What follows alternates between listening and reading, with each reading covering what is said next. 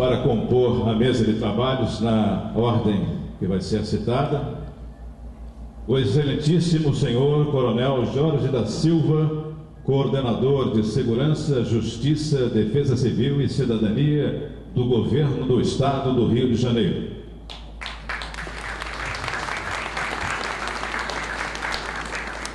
Excelentíssimo senhor Duboc Pinot, secretário de Estado de Direitos Humanos e Sistema Penitenciário e vice-presidente do Conselho Nacional de Secretários de Justiça.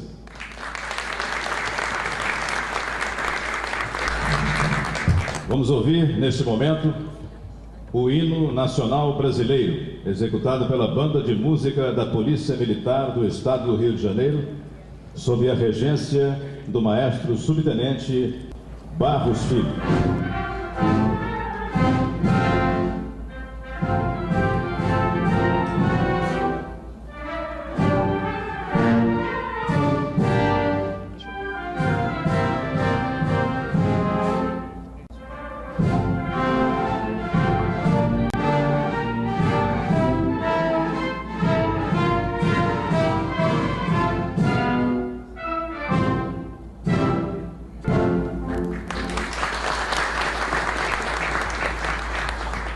Vamos ouvir agora uma saudação de boas-vindas aos participantes pelo Coral dos Internos do Hospital de Custódia e Tratamento Psiquiátrico Henrique Roxo.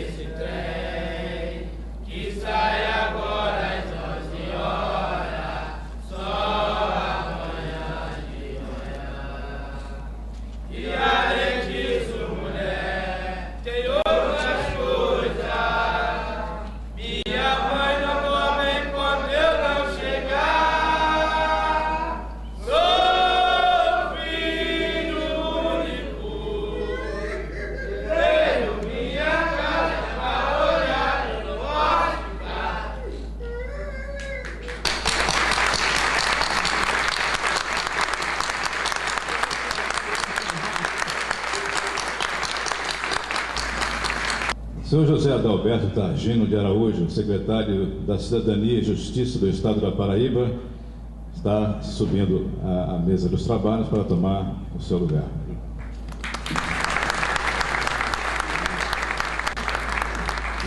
O convidado, o doutor Targino, que é o presidente do Conselho Nacional de Secretários de Justiça, eu gostaria de chamar o deputado Jamil Haddad para integrar a mesa.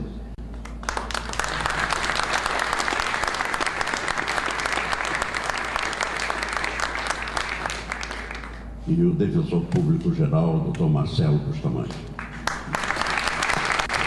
Passo a palavra ao coronel Jorge da Silva, que representa nesse ato, em virtude de uma impossibilidade de comparecer o governador Antony Garotinho, coronel Jorge da Silva, que é o coordenador da área de Segurança, Justiça e Cidadania. Senhores secretários, sinto-me honrado e feliz ao recebê-los em nosso Estado. Esta 5ª Conferência Nacional de Secretários de Justiça e Direitos Humanos tem um significado muito especial, pois dá continuidade a uma tarefa político-institucional inteiramente nova, secretários de todo o Brasil, reunidos em conselho para discutir direitos humanos e sentido da pena. Os senhores estarão reunidos aqui durante 2 dias na busca de soluções para problemas que nos afligem a todos. O povo brasileiro clama por justiça, mas por justiça em todos os sentidos. Acima de tudo, por justiça social. Num país com uma marca histórica da... Caros secretários, estimo que esta Conferência Nacional possibilite uma profícua troca de experiências, que aprendamos uns com os outros e que Vossas Excelências encontrem caminhos para o desenvolvimento conjunto de novas ações governamentais em proveito de todos. Recebam, portanto, o nosso abraço fraterno, cheio de entusiasmo em poder receber tão eminentes visitantes. E se entendermos a palavra entusiasmo em seu sentido etimológico, com o significado de Deus dentro da alma, podemos todos estar alegres e cheios de esperança. Assinado Antony Garotinho, governador. Eu hoje quero dizer que a alegria de estar aqui no Rio, com aqui que é o celeiro da cultura nacional, aqui onde fico, que há de melhor. Eu quero dizer que daqui sairemos com a Carta do Rio de Janeiro, com reivindicações mais pujantes, mais fortes, mais realistas, para levarmos até ao Presidente da República, ao Ministério da Justiça e às autoridades constituídas, as nossas reivindicações, os nossos sonhos, os nossos anseios, e enfim, uma nova busca por dias melhores e com direitos humanos reais e cidadania realmente aplicável aos nossos horizontes e nossos desejos. Muito obrigado. Eu gostaria de dizer que o Ministério da Justiça tem, de fato, tido o sistema penitenciário como a prioridade de todos os trabalhos, todas as preocupações que nós temos dentro do Ministério da Justiça, né? O sistema penitenciário realmente é uma preocupação e é sobre ele que nós nos debruçamos com as melhores intenções e também tentando fazer do nosso trabalho alguma coisa além da burocracia e do exercício mero do poder e do dia seguinte, né? do virar a página para o dia seguinte. O Ministério da Justiça tem sim um programa e tem tentado estabelecer alguma coisa que é de suma importância, que se chama política carcerária. Agora, para construir prisão, não se ensina a construir prisão. Sabe por quê? Porque bastam 4 paredes, um buraquinho ali que a gente faz de janela, uma portinha aqui, e acabou. E aí está pronta a prisão. Né? Claro que não é assim, que é mais sofisticado, e alguns estados investem, tem engenheiro. Mas, basicamente, simbolicamente, não se investe numa outra prisão. Até porque essa prisão que está aí, ela traz o conceito da prisonização que está aí. Né? Essa é a prisão que significa que preso é assim, que prende-se assim, é um conceito que é além do concreto e das didáticas. Boa tarde a todos.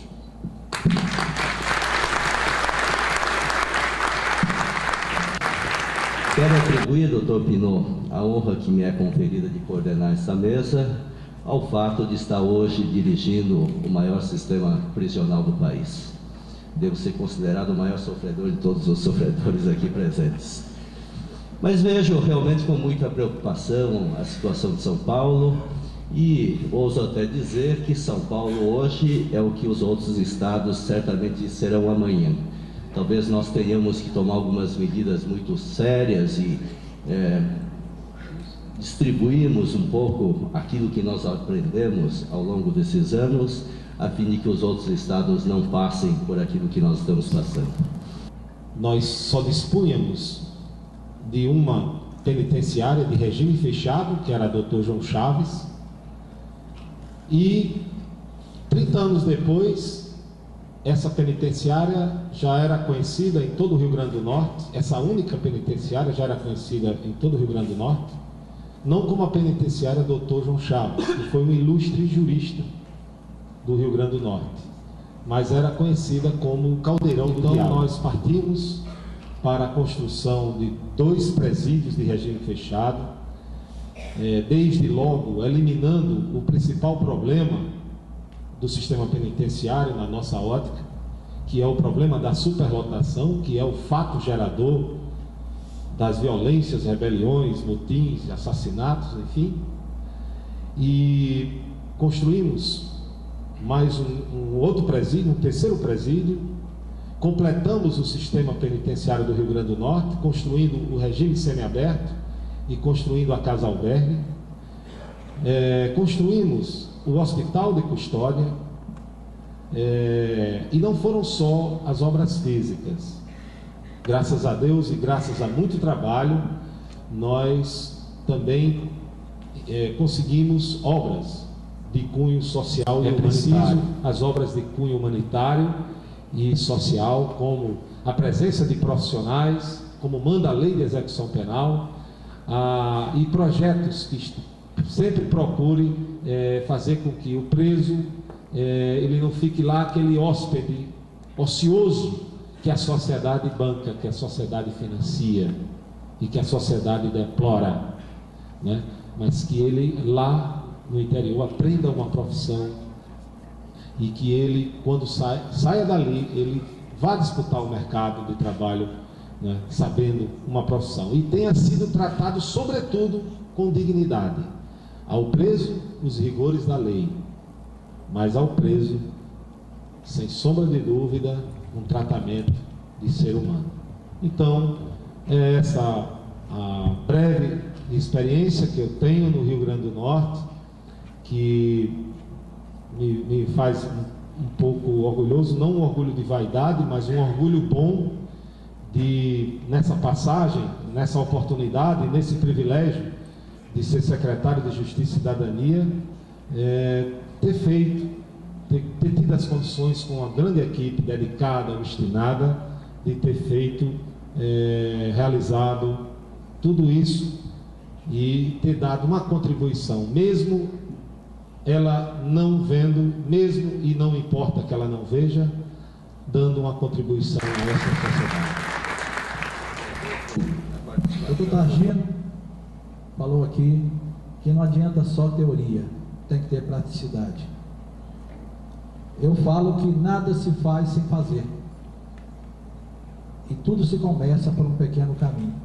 E muitas pessoas pensam em coisas grandes e não fazem nada ser realizado nunca. E hoje nós estamos vendo, dentro dos presídios, dentro da segurança pública, os direitos humanos sendo implementados e que é. Eu entendo como técnico de segurança que a maior obra-prima da segurança pública é o sistema penitenciário. Se não existir um sistema penitenciário, com certeza não se faz segurança. Eu poder mostrar uma coisa que não existia no Estado, que era o sistema penitenciário, em concordata, hoje eu posso falar com a maior tranquilidade, com o apoio que eu tive do governo do Estado, com o apoio que eu tive do governo federal, com o apoio dos meus colegas, que eu busquei muitas experiências no Rio, em outros estados, em outros países. Estive na Alemanha, França, Portugal, Espanha, estive nos Estados Unidos recentemente. Deixam de fazer, ou não tem força para fazer, ou não querem começar a fazer. Isso é que eu entendo como sistema penitenciário. Só assim nós vamos resolver o problema do sistema penitenciário brasileiro. Muito obrigado.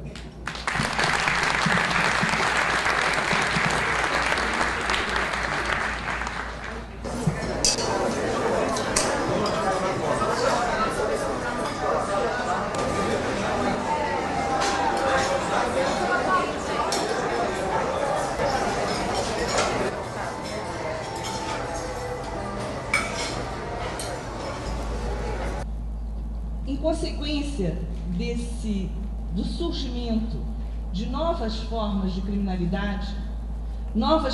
criminalidade que são consequência, que são efeitos perversos dos processos de globalização econômica, nós então vimos surgir novas formas de criminalidade, uma criminalidade primeiramente transnacional, que vai para além da nossa concepção de crime organizado, porque o crime organizado ele não necessariamente é sistêmico, ele pode encontrar-se simplesmente num país.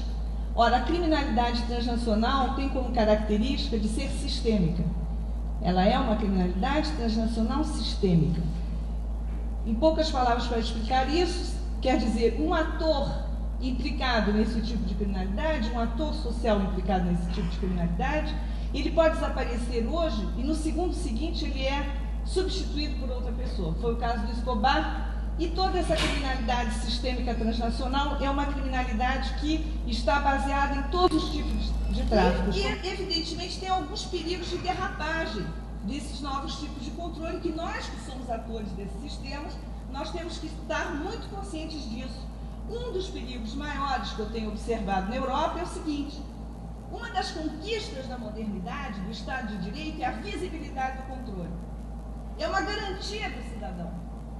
Não é verdade? O controle é uma garantia, o direito penal é uma garantia do cidadão, antes de mais nada. Ora, uma das consequências dessas transformações é que o controle está se tornando cada vez mais invisível.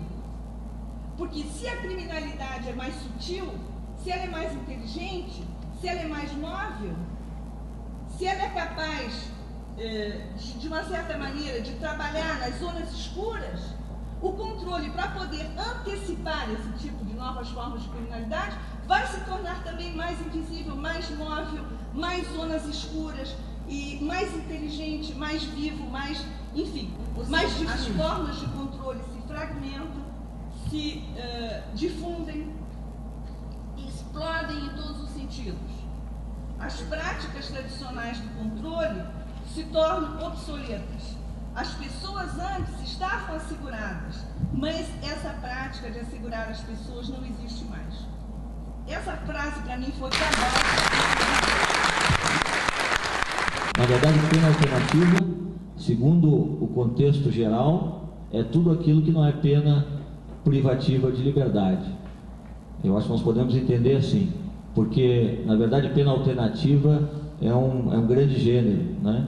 Se nós analisarmos a legislação, o Código Penal, nós vamos ver que ele está inserida a limitação do final de semana, ali está inserida a pena pecuniária, ali está inserida a prestação de serviço comunitário e público, com a alteração de 1998, mas se nós formos analisar, em dezembro de 95, com a lei 9.099, nós tivemos também uma outra forma de pena alternativa, e essa forma de pena alternativa foi a constituição no nosso sistema legal dos crimes de pequeno potencial ofensivo, a aplicação da pena alternativa para o sistema penal como um todo, por razões de ordem pragmática que eu já mencionava, mas o mais importante de tudo é que é uma medida altamente humanitária, uma medida altamente civilizada, que apesar de não abrir mão da repressão penal, ou seja, de aplicar uma medida retributiva para um crime que tenha sido praticado, para uma violação legal que tenha sido praticada, isso é feito de forma humanizada e de forma a efetivamente fazer valer a verdadeira e a real orientação do direito penal moderno, que é a busca da ressocialização plena. E com isso se atinge facilmente esse objetivo. Muito obrigado pela atenção de todos. Porque, como todos sabem, as medidas de segurança fazem parte do repertório de equipamento penal, né, onde estão incluídas as penas e esta forma especial de tratamento compulsório, mas de alguma forma representado não só por um tratamento ambulatorial, mas muitas vezes por uma internação compulsória em hospital de custódia e tratamento psiquiátrico. Se é para tratar, e aí é o ponto capital que eu acho que é importante discutir na medida de segurança, a medida de segurança, nós não temos opção com ela, ou ela é para discriminar, e hoje se falou muito aqui, né, na questão da exclusão, nosso companheiro que acabou de falar, falou na questão da estigmatização, da diferenciação do preso, da impossibilidade de readmitir o interno, né, reinseri-lo na sociedade sem discriminação. Pensem um pouquinho, se isso já é válido perfeitamente para o interno, Imagine para aquele que, além de estar interno, é doente mental, ou seja, o doente mental que cometeu. A doença mental, ela muitas vezes impede até a consecução da prática criminal mais elaborada. Ao contrário, o doente mental é frequentemente vítima de delito. Ele é muito mais vítima do que o autor. Esse é o primeiro ponto que eu chamo a atenção. O segundo, se o direito penal criou a medida de segurança com a ideia de tratar, porque a doutrina diz isso, a pena tem um aspecto punitivo e preventivo, a medida de segurança tem um aspecto de recuperação e de tratamento, é óbvio que nós temos que então que não expor as práticas. Razão demais é loucura. Loucura maior é só ver a vida como ela é e não como ela deveria ser. Obrigado. Nós vivemos desde o dia 9 de abril deste ano sob as determinações da Lei 10.216. É uma lei que foi aprovada e foi sancionada pelo Presidente da República e que reformula o sistema de atendimento em saúde mental no Brasil e estabelece a sua subordinação aos princípios de uma política de direitos humanos.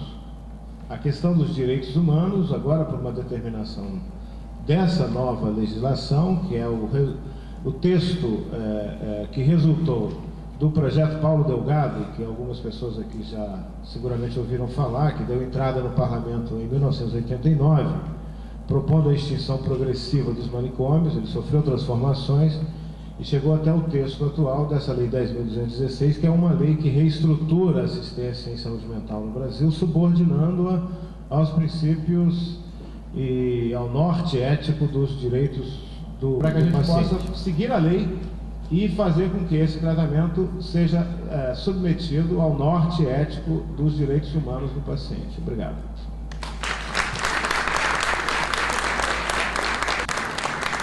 Ninguém consegue administrar um sistema penitenciário que inclui também os hospitais de custódia e tratamento psiquiátrico, cuja fila de espera é de mais de 800 doentes, se algo urgente não for feito em termos de mudança legislativa. Proibir o contato deles com alguns advogados que de advogados não tem nada. São criminosos travestidos de advogados que fazem a comunicação entre essas pessoas que estão aí nas diversas penitenciárias, sem ética, sem nada. Se o Estado não for munido de alguns instrumentos firmes de combate a essas pessoas, esta guerra vai ser difícil de ser vencida. Agora, de outro lado, a grande maioria, com certeza no mínimo 95%, nós estamos sendo duros demais. Estamos exigindo exames criminológicos, avaliações de comissões técnicas de classificação, pareceres de todos os lados para a concessão de progressões de regime de livramento condicional, quando nós sabemos todos que esses exames não servem para nada. A verdade é esta: se perde um tempo enorme, se retém pessoas por muito mais tempo do que o razoável nas prisões, e nós todos estamos aí enfrentando essa situação de enorme dificuldade para vencer essa situação que nós temos. Não quero que os senhores sejam São Paulo amanhã, mas a verdade é que todos nós estamos caminhando para uma situação extremamente difícil de ser administrada se algumas mudanças não forem feitas e com urgência. Muito obrigado. E aí, enfocando especificamente a base desse trabalho, eu tenho que falar dos direitos humanos, que é o fundamento e a base do trabalho de todos nós, secretários de Estado, como bem disse Dargino, mas que nós não podemos nunca esquecer, deve ser a base de entendimento, de trabalho, de prática cotidiana de todos nós. Os secretários de Justiça têm um dever, mas um dever maior de divulgar, de fomentar e de viabilizar na prática cotidiana a defesa dos direitos humanos nas nossas ações e nos nossos programas. A imprensa, infelizmente, ela repercute palavras, testemunhos de pessoas que de má fé afirmam que quando fala-se em direitos humanos só se fala em defender bandidos, como se isso fosse um estigma. E nós temos que combater essa visão absolutamente distorcida, porque por trás disso existe claramente uma postura autoritária. E no momento que nós vivemos e que temos que fortalecer a cada dia a democracia, o fortalecimento dos mecanismos democráticos, nós não podemos jamais aceitar essa distorção. Nós temos que estabelecer programas que viabilizar ações de defesa da vítima, dos familiares de vítimas, contra a vida de pessoas que foram vitimadas por crime doloso, homicídio, latrocínio, e ampliar essa rede de proteção para sempre uma satisfação participar desses nossos encontros de colegas, porque com certeza sempre saímos aqui mais fortalecidos para a luta que temos que enfrentar. Muito obrigado. Eu gostaria também de dividir com vocês a minha angústia quando eu cheguei para ser a primeira mulher secretária de Estado da Justiça e Direitos Humanos em Minas Gerais, na secretaria mais tradicional de Minas, e depois de uma crise. Eu cheguei depois de uma rebelião, no dia 24 de novembro de 99, onde que nessa rebelião alguns perderam as orelhas e vários a vida. E nesse dia 24, quando eu assumi, a primeira coisa que eu fui foi no dia 25, visitar o único centro de internação do menor infrator em conflito com a lei em Minas Gerais, numa cidade do interior chamada Sete Lagoas. E quando eu cheguei lá, eu tenho de confessar que a minha sorte é que eu estava de óculos escuros, porque eu não conseguia conter as lágrimas e a revolta era muito grande comigo mesma. Não era nem com governos anteriores, era comigo mesma. Uma ex-diretora da Ordem dos Advogados do Brasil, da Comissão de Direitos Humanos, e o que eu tinha feito para transformar aquela realidade.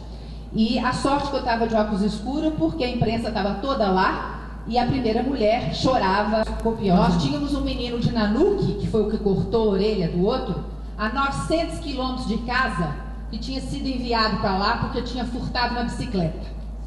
Um menino de Belo Horizonte, herdeiro do tráfico de droga, homicida de 7 crimes, que a mãe achava bonito ele ser herdeiro do tráfico de drogas, e um menino de São Lourenço, no sul de Minas, a outros 600 quilômetros de casa, que estava lá porque furtou um doce na mercearia. Então, quando eu vejo o doutor Nagashi falando que o nosso aumento é de 13 mil presos mês, está explicado por que essa ciranda da incompetência, da insensibilidade, graça pelo Brasil afora. Inclusive, pela ausência completa nos municípios de política pública de menor em situação de risco. E eu, enquanto técnica, que nunca serei candidata a nada, eu tenho provocado nos 853 municípios de Minas Gerais essa conscientização do dever social. Eu acho muito importante a gente mostrar nessa reunião como estamos fazendo, porque os problemas nós todos estamos falando no óbvio, mas o como fazer é que é a grande dificuldade. E eu costumo até brincar que eu sou uma excelente copista. Eu vou em todo lugar, verifico, adapto, melhoro, critico e muitas vezes copio com grande satisfação. E com isso nasceu o Programa Estadual de Recuperação Social Perspectiva, que está sendo construído com a OAB. Nós não tínhamos nenhum conselho penitenciário funcionando em Minas Gerais. Hoje nós temos em todos os rincões de Minas Gerais, graças ao apoio da Ordem dos Advogados do Brasil. Vocês terem uma ideia, a região rica de Minas Gerais, o sul de Minas, não tem uma unidade de recuperação. Por quê? Porque graças à hipocrisia, aquele faz de conta, aquela cultura de fingir que não está vendo. E é por isso, doutor Nagashi, que nós estamos pagando esse preço tão caro por essa sociedade que finge que não vê, e quando tem de pôr a mão na massa, ela simplesmente empurra o problema para o outro. Na Bahia, o menor infrator, a responsabilidade pelo menor infrator fica a cargo da Secretaria do Trabalho e Ação Social. Também, doutora Ângela, bastante importante, eu acho que nesse nosso encontro aqui, visa também a esse intercâmbio de informações que é extremamente proveitoso Eu acho que nós devemos aproveitar e copiar, portanto, e aprimorar aquilo que já existe de bom.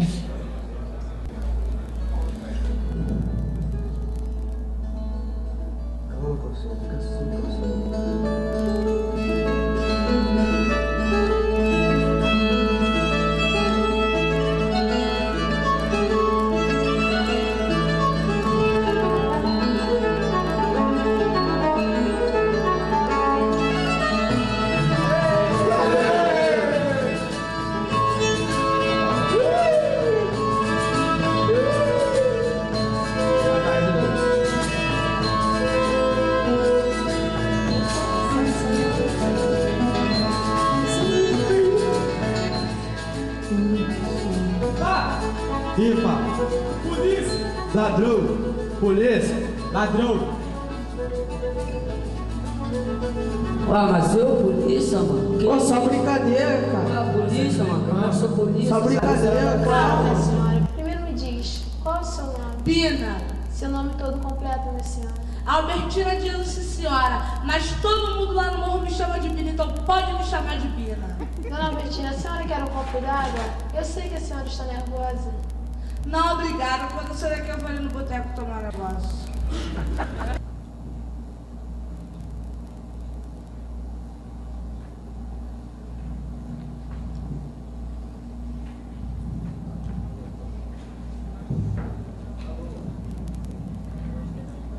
Daniele de Jesus foi encaminhada ao Educandário Santo Dumão, onde cumpriu sua medida de internação. Hoje cumpro a medida de semi-liberdade no CRIAM, próximo à comunidade onde moro.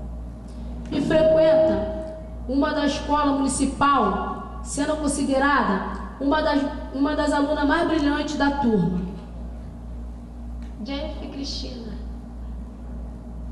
foi considerada mentora de vários assaltos a apartamentos de luxo na zona sul do Rio, após ter revelado sua verdadeira personalidade. Hoje, com 18 anos, cumpro pena de 12 anos numa penitenciária feminina na zona oeste do Rio. Este é o outro lado da moeda.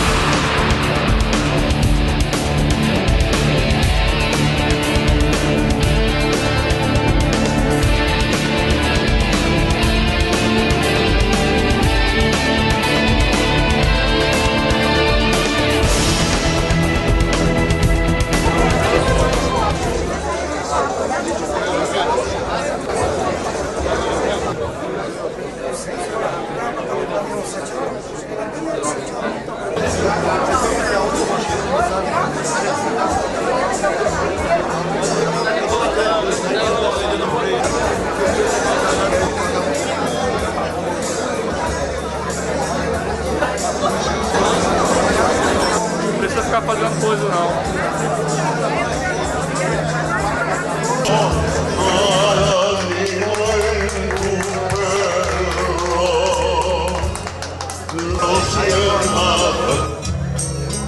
E como é sincero esse amor, eu sei que tu não fugirias mais de mim.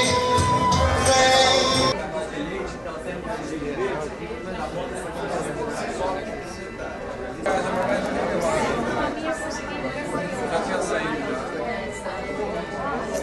Necessário se faz que nós possamos ter, em primeiro lugar, uma noção mais geral do que seja a violência intrafamiliar.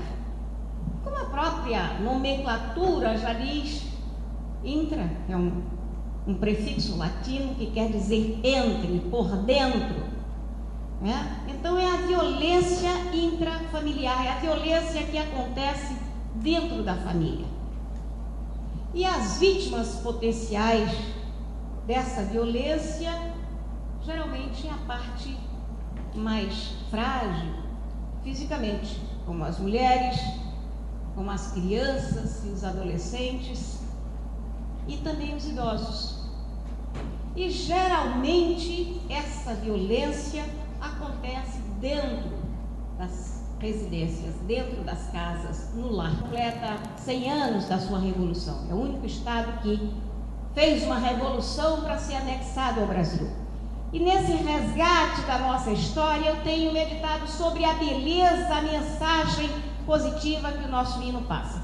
Além de falar das riquezas e das belezas naturais, fala da luta pela liberdade que eles empreenderam e dizem da disposição de lutar mais ainda se os nossos brios forem novamente ofendidos. E a última estrofe do nosso hino termina, aliás, diz o seguinte: mas se audaz estrangeiro algum dia nossos brios de novo ofender, lutaremos com a mesma energia, sem recuar, sem cair, sem temer. E ergueremos então desta zona um tal canto vibrante e viril, que será como a voz do Amazonas ecoando por todo o Brasil. E, portanto, que essa disposição de luta lá do nosso povo retratada no nosso hino, possa também invadir as nossas consciências, os nossos corações, para que nós sejamos essa voz que se levanta contra a violência, não só contra as nossas mulheres, contra as nossas crianças e adolescentes, mas também contra os nossos idosos. Eu quero agradecer. O Programa Nacional dos Direitos Humanos foi elaborado a partir de ampla consulta à sociedade. Algumas dezenas de entidades e centenas de pessoas formularam sugestões e críticas, participaram de debates e seminários. A maior parte das ações propostas neste importante documento tem por objetivo estancar a banalização da morte, seja ela no trânsito, na fila do pronto-socorro, dentro de presídios, em decorrência do uso indevido de armas ou das chacinas de crianças e trabalhadores rurais, etc. Outras recomendações visam a obstar a perseguição e a discriminação contra os cidadãos.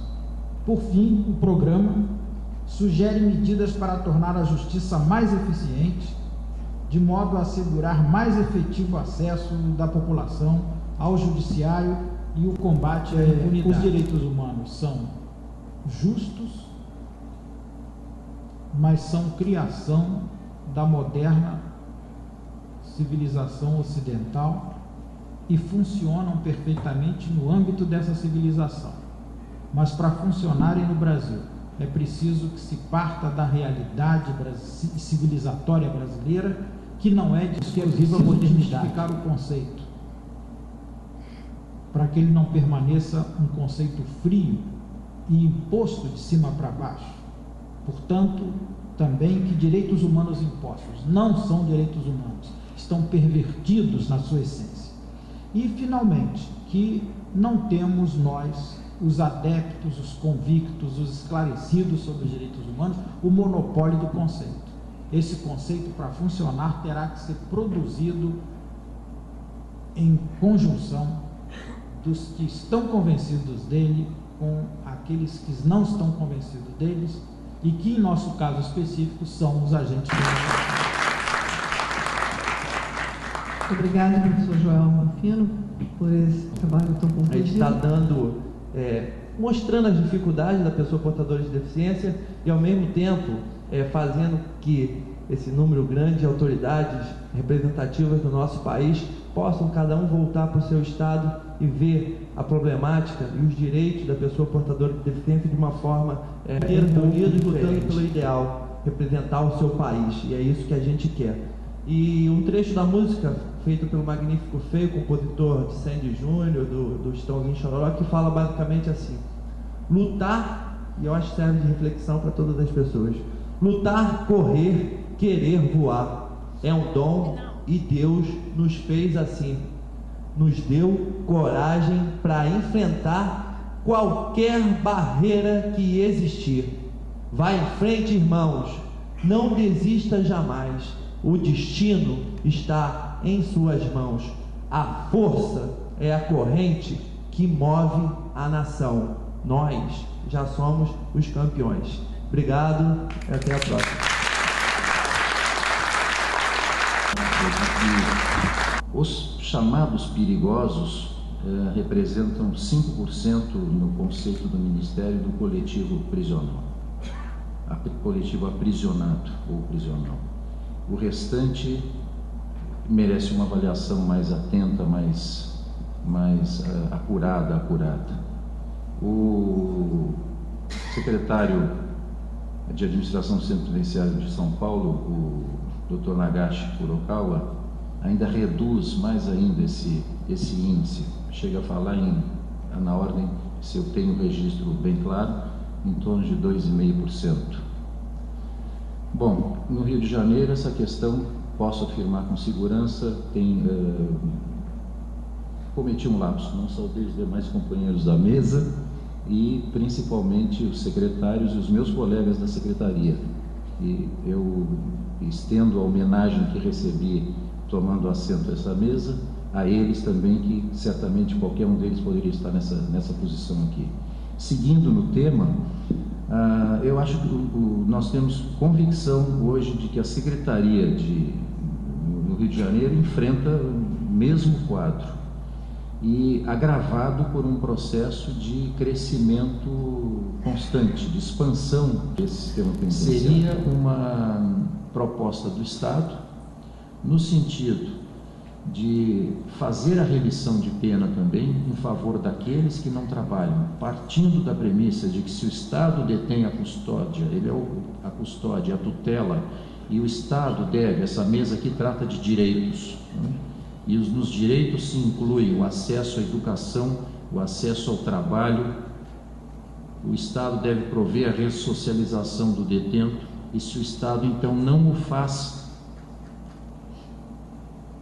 o Estado não o fazendo, ele deveria, esse é objeto de análise desses juristas, no sentido de que não o fazendo, o Estado fosse, de certa forma, penalizado. Ele teria então que tratar esses detentos que não tiveram esse acesso, não tiveram esse direito do Estado, obter também a remissão da pena. Antes de encerrar essa mesa, eu preciso fazer algumas observações. Mas, com satisfação que eu falo que atualmente o sistema penitenciário conta com muitas escolas das redes estaduais, onde estão funcionando o ensino médio e o ensino fundamental. Nós conseguimos implantar várias escolas, praticamente cada unidade prisional tem uma escola com ensino médio e ensino fundamental, onde nós aumentamos o número dos nossos alunos. Então nós temos atualmente há cerca de 7.100 alunos estudando no ensino fundamental, no ensino médio, em atividades culturais e atividades também de ensino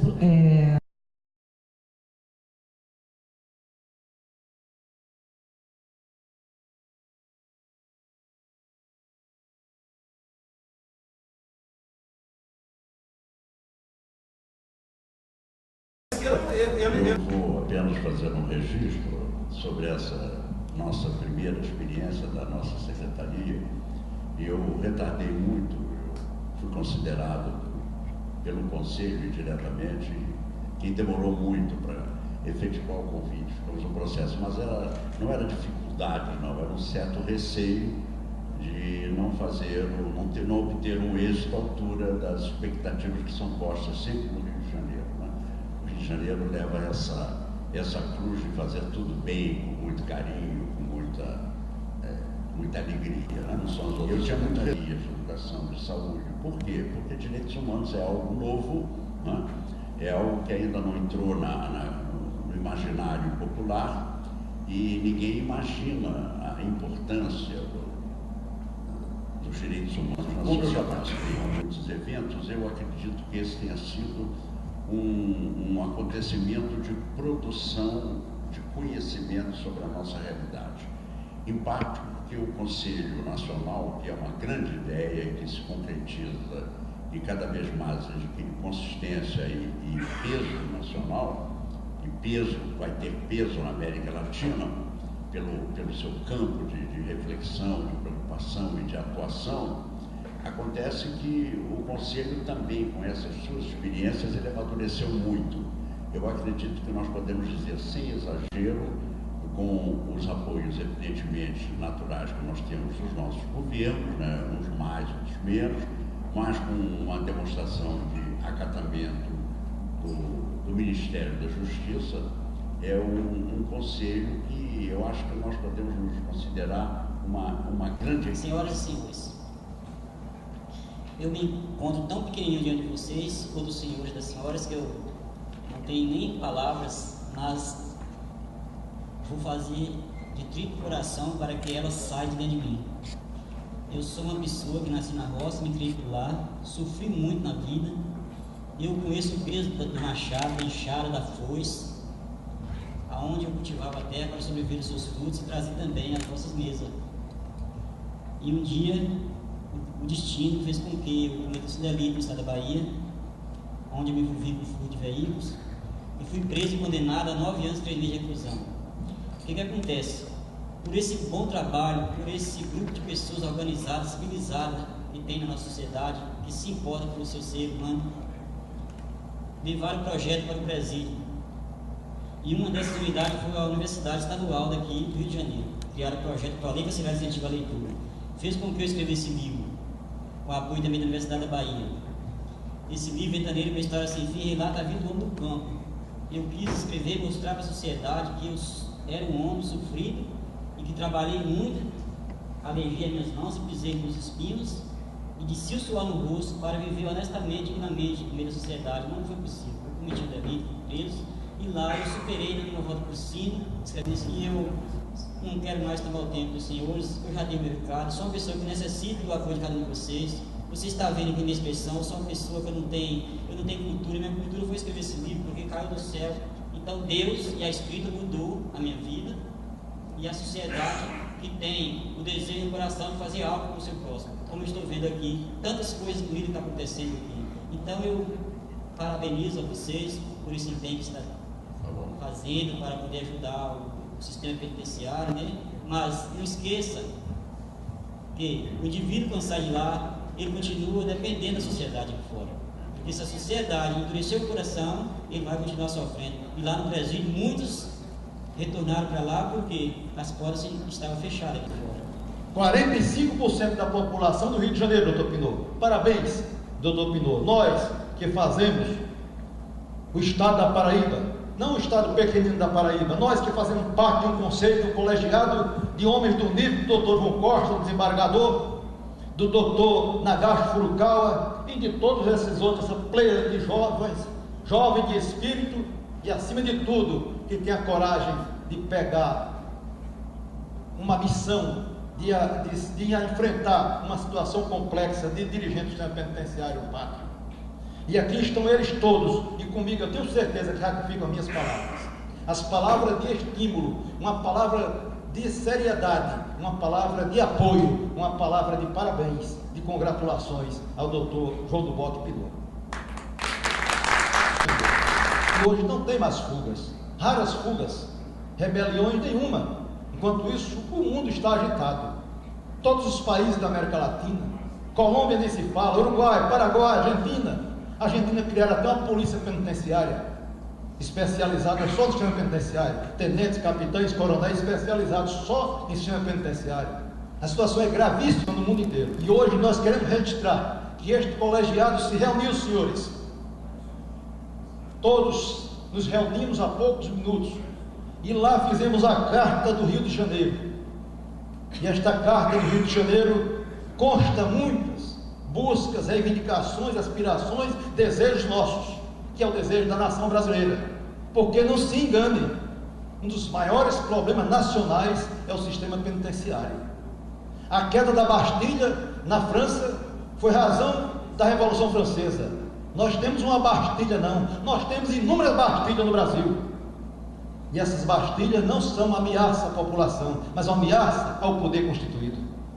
E é preciso que se tome cuidado com essa bomba relógio que se chama sistema penitenciário. Nós precisamos construir a justiça deste país com coragem e com bravura, contra esta vergonha que é o Congresso Nacional, onde passaram os anões do orçamento, onde tem senadores violando, outros corrompendo a nossa sagrada democracia.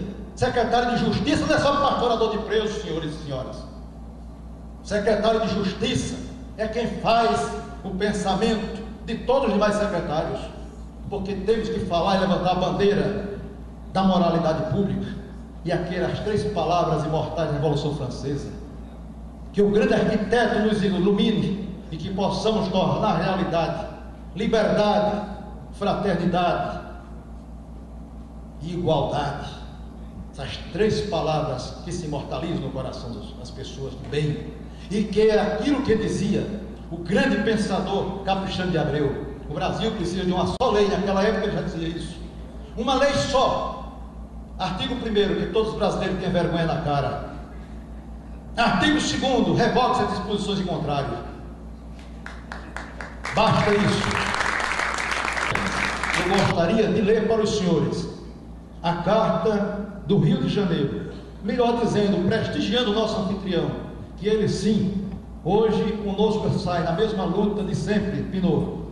Aquele que foi antes um jovem empedernido, corajoso, inquieto e requieto, hoje aqui se levanta conosco com a carta do Rio de Janeiro. E eu pediria a ele que nos honrasse, fazendo a leitura da carta do Rio de Janeiro. E depois está reservado, Pinot, não há mais segredo, aqui está a sua homenagem do Conselho Nacional dos Secretários de Justiça, Direitos Humanos e de Administração Penitenciária.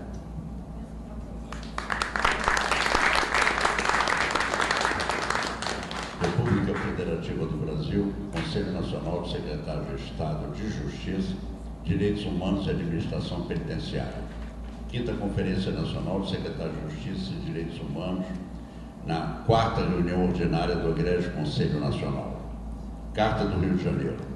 O Egrégio Conselho Nacional de Secretários de Estado de Justiça, Direitos Humanos e Administração Penitenciária, pelo seu presidente, em nome dos titulares das pastas de Justiça das unidades federativas do país, reunidos em centro de convenções no Alton Palace Hotel, Rio de Janeiro, nos dias 28 e 29 de agosto de 2001, durante a realização da 5ª Conferência Nacional dos Secretários de Justiça e Direitos Humanos e da 4ª reunião ordinária desse colegiado, após aprofundadas explanações e debates sobre as contemporâneas conjunturas da justiça, da cidadania e do sistema penitenciário e de suas inter-relações com os Estados-membros e a União Federal, o Poder Judiciário e o Poder Legislativo deliberou, à unanimidade, que sejam apresentadas propostas em caráter de máxima urgência e prioridade com a adoção das seguintes medidas pelas autoridades e instituições componentes. 1.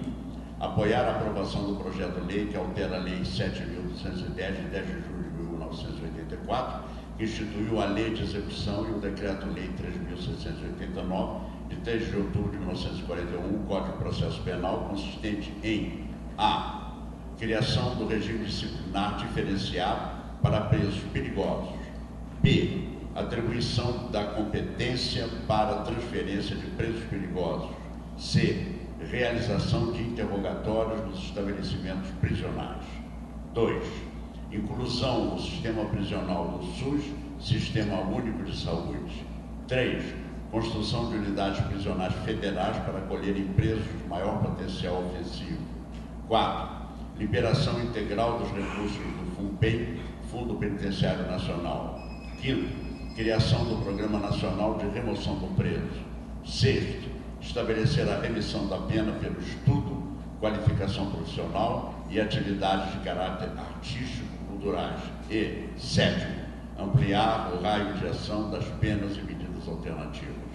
Rio de Janeiro, 29 de agosto de 2001, José Adalberto Targino Araújo, presidente.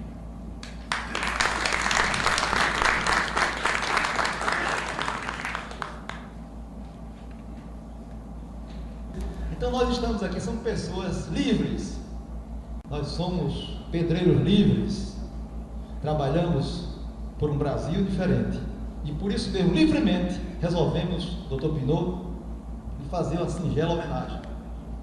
Uma homenagem partiu de todos. Aqui tem o coração de cada um.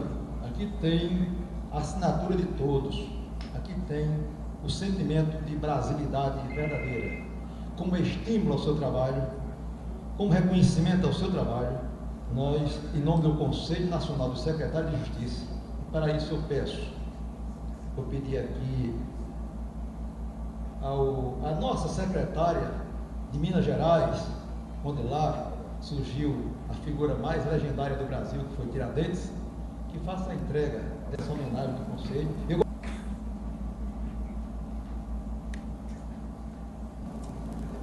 Ao excelentíssimo senhor secretário de Estado de Direitos Humanos e Sistema Penitenciário, Dr. João Luiz do Bock Pinot, o nosso reconhecimento pela organização da 5ª Conferência Nacional de Secretários de Justiça.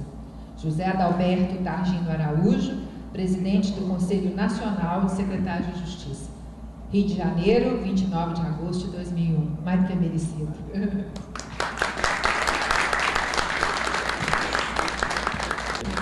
A vocês todos, nossos agradecimentos de coração, e que Deus nos ilumine para reconstruirmos o sistema penitenciário do Brasil. Obrigado.